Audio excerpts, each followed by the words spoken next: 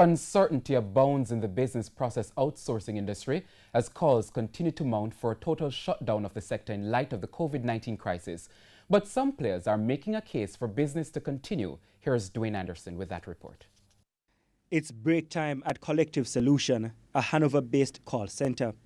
We visited the facility days before the Prime Minister announced stricter measures for the BPO sector, given the rapid spread of COVID-19 cases from the Portmore-based call center, Alorica.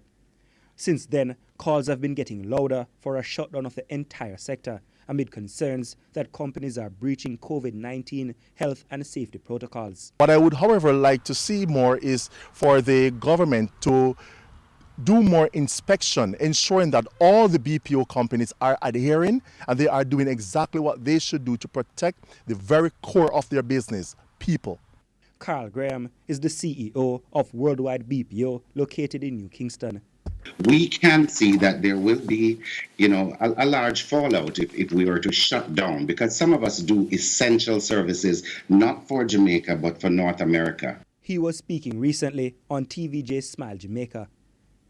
Mr. Graham described the situation at Alorica as unfortunate, and while he agreed with measures to ensure the safety of workers in the sector, he says not all can be considered. Some agents who cannot work from home because of the sensitive material. You have people's bank accounts and stuff that the agents handle and so forth. Some clients would not whitelist someone to work from home because they're scared. It has gone to the stage where most of the clients now have put closed caption TVs within the call centers so that they can see from North America what's going on there. They are depending on us. Among the measures outlined for the BPO sector include hand washing stations or hand sanitizing equipment. They should be installed at the entrance of business, lunch and recreation areas. Lunch or recreation areas should have no more than 10 people at a time. In the office space, employees should be at least 6 feet apart. At Collective Solution, we were not allowed inside the area where work was in session, but the managers insist they've been following the guidelines long before the outbreak in the country. Each agent, they're utilizing every other station.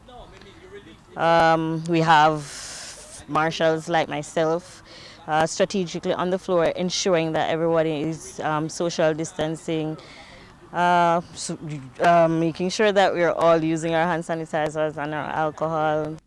Since the COVID-19 outbreak in Jamaica, more than 80 workers from the Alorica call center in Portmore have tested positive for the virus. Dwayne Anderson, TVJ News.